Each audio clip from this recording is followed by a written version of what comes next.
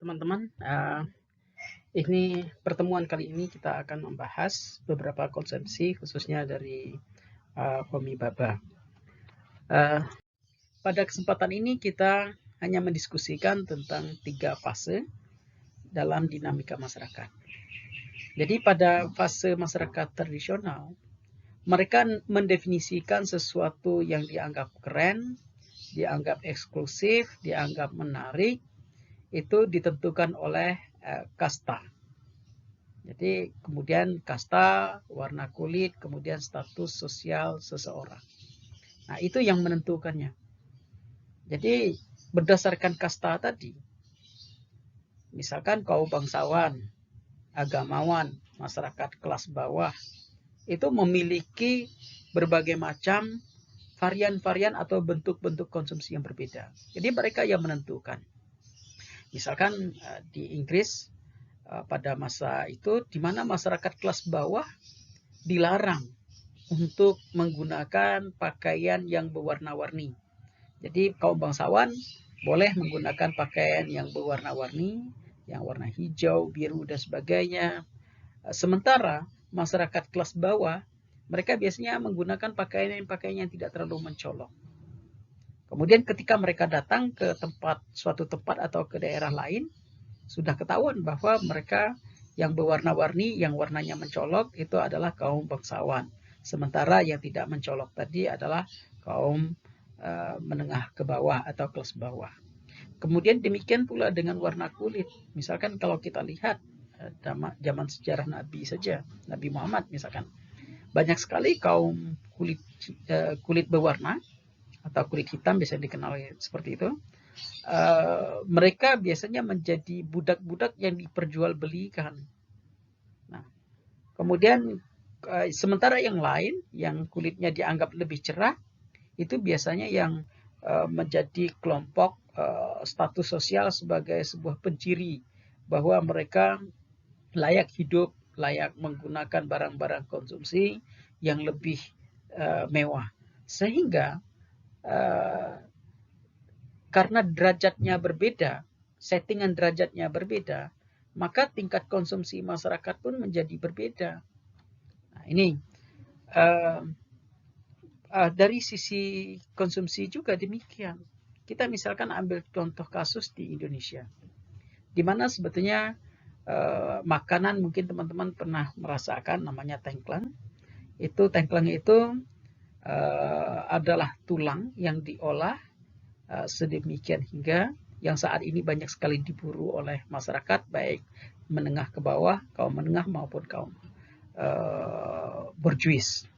Tetapi zaman dahulu makanan itu hadir karena sebetulnya kelas menengah bawah itu tidak mampu mengakses daging. Daging itu hanya untuk para kaum bangsawan. Sementara tulang-tulang tadi kan tidak diolah. Kemudian diambil oleh kemudian diolah oleh kaum menengah ke bawah, dimasak kemudian untuk mereka makan. Karena mereka tidak mampu untuk membeli daging. Nah, kemudian yang kedua yaitu pada masa imperium. Jadi sesuatu yang dianggap keren, eksklusif, itu ditentukan oleh selera kaum bangsawan. Bangsawan mana? Ya, imperium. Misalkan pakaian-pakaian, makanan dan sebagainya, itu banyak sekali ditentukan oleh kaum imperium. Cina, Jepang, makanan dari Jepang misalkan mengenal mie, Korea dan sebagainya. Korea juga mengenal makanan mie. Nah, itu mereka banyak sekali terpengaruh oleh kaum eksklusif pada masa itu, imperium dari Cina yang ke Korea ya, misalkan seperti itu. Nah, kita juga mengenal namanya roti, kemudian mengenal makanan-makanan lainnya.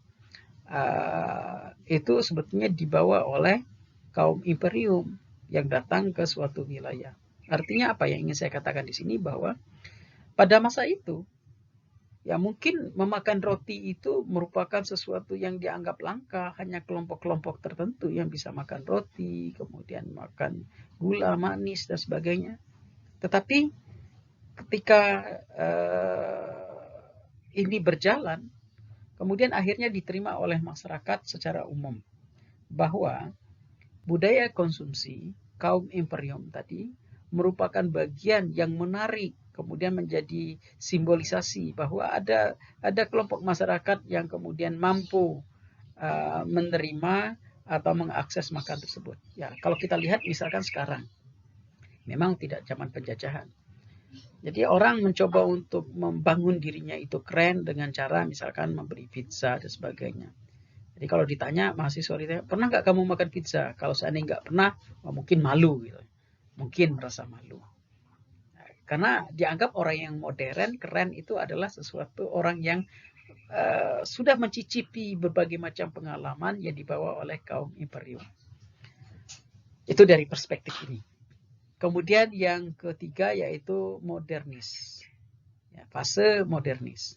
Suatu dinamika masyarakat mendefinisikan simbolisasi yang dianggap keren, menarik, eksklusif ditentukan oleh definisi produk kapitalisme. Jadi sesuatu yang menarik tadi tidak lagi ditentukan oleh kasta, tidak lagi ditentukan oleh selera kaum imperium, tetapi ditentukan oleh produk-produk kapitalis. Mereka mendesain yang keren adalah masyarakat yang menggunakan produk mereka. Orang pintar adalah orang yang menggunakan produk mereka. Nah itu slogan-slogan yang muncul, orang yang cantik dan sebagainya. Sabun misalkan, orang yang menggunakan sabun A, sabun merek tertentu misalkan, ini adalah orang yang bagus, cantik dan sebagainya. Model-model pakaian juga. Mereka mampu menyulap sesuatu yang tadi ditinggalkan oleh masyarakat, tidak disukai masyarakat. Kemudian mereka mencoba menyulap itu menjadi sesuatu yang menarik, kemudian dan masyarakat harus mengikuti pola-pola konsumsi yang mereka tetapkan berdasarkan produk-produk yang mereka ciptakan. Oke, kita akan melihat bagaimana sebetulnya contoh-contoh dari fase tradisional, fase imperium, dan modernis. Oke, dalam fase masyarakat tradisional. Nah, ini sebagaimana saya katakan tadi. Zaman dulu jelas terjadi disparitas yang sangat luar biasa antara kaum kulit hitam dengan kulit putih. Nah, kelompok-kelompok kulit putih pada masa itu mereka adalah kelompok yang superordinasi. Mereka mengendalikan opini-opini yang berkaitan dengan lifestyle. Warna rambut yang misalkan keren, model rambut, model pakaian, itu ditentukan oleh mereka. Sementara masyarakat yang lain kulit berwarna dianggap orang yang tidak baik, jahat, kasar, dan sebagainya. Nah, makanan pun dianggap makanan yang tidak terlalu menarik, dianggap sesuatu yang kelas bawahan. Nah, itu dalam masyarakat tradisional. Nah, pada fase imperium ini, kita misalkan melihat dari The Hottentots Venus. Homi Bhabha melihat bahwa kemunculan fenomena ini, di mana orang melihat bahwa perempuan yang cantik dan sebagainya didefinisikan memiliki bokong yang besar, yang semok dan sebagainya. Nah, hal ini muncul karena batasan-batasan mengenai masyarakat tradisional itu sudah mulai mengatur, sehingga muncullah definisi-definisi baru yang memunculkan bahwa sesuatu itu keren ditentukan oleh rezim-rezim baru tadi. Nah, akhirnya fenomena ini kemudian bergeser saat itu. Orang tidak melihat lagi semok dan sebagainya, tetapi orang melihat bahwa langsing, kurus, itu adalah perempuan yang dianggap cantik. Oke, ini masih sama. Kita lihat bahwa ini teman-teman silakan dibaca tentang bagaimana Homi Bhabha menyebutkan. Jadi dalam masyarakat postkolonialis menurut Homi Bhabha bukan hanya menciptakan budaya suatu praktek hibridasi, tetapi sekaligus menciptakan bentuk-bentuk resistensi dan negosiasi baru bagi sekelompok orang dalam relasi sosial dan politik mereka. Jadi dalam masyarakat imperium ini terjadi hal-hal semacam itu, terjadi hibridasi, di mana sebetulnya ada penciptaan tentang gaya berpakaian, kemudian gaya konsumsi, kemudian mereka mendefinisikan sesuatu itu baik dan menarik, itu tergantung dari bagaimana masyarakat kolonialis datang ke sana, kemudian membawa sesuatu budaya baru, sehingga tingkat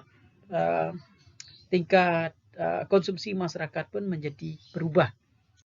Pada fase modernis ini, di mana individu-individu atau masyarakat itu tidak dibentuk lagi perilakunya oleh kelompok-kelompok, misalkan kasta, oleh kelompok imperium dan sebagainya. Tetapi mereka membentuk sendiri berdasarkan objek-objek yang ditentukan oleh barang-barang produksi. Nah, jadi mereka ini berubah didasarkan pada apa yang sedang diproduksi pada masa itu. Ketika pada masa itu orang memproduksi, kemudian ada kekuatan-kekuatan campaign yang dilakukan bahwa barang-barang yang diproduksi itu akan meningkatkan kepercayaan, akan meningkatkan performa mereka, maka akhirnya mereka menafsirkan, kemudian bertindak sebagaimana simbol-simbol yang ada pada masa itu. Nah, misalkan begini, ini contohnya berpakaian atau mempersiapkan diri atau mempersiapkan karir. Jadi dalam hal ini, individu sebenarnya sedang merancang objek-objek yang berbeda, memberikan arti nilai sesuai dengan tindakan dan mengambil keputusan berdasarkan nilai tersebut. Jadi mereka yang merancang, menentukan. Kemudian akhirnya ketika mereka sudah merancang dan menentukan, orang lain itu menangkap dan menerima rancangan tersebut sebagai bagian dari nilai-nilai yang dapat meningkatkan performa mereka. Jadi pada masa ini terjadi perubahan-perubahan yang sangat fundamental, di mana orang tidak ditentukan oleh kelompok-kelompok tertentu, tetapi orang ditentukan oleh barang produksi yang diciptakan pada masa itu. Nah, jadi sebetulnya sesuatu barang itu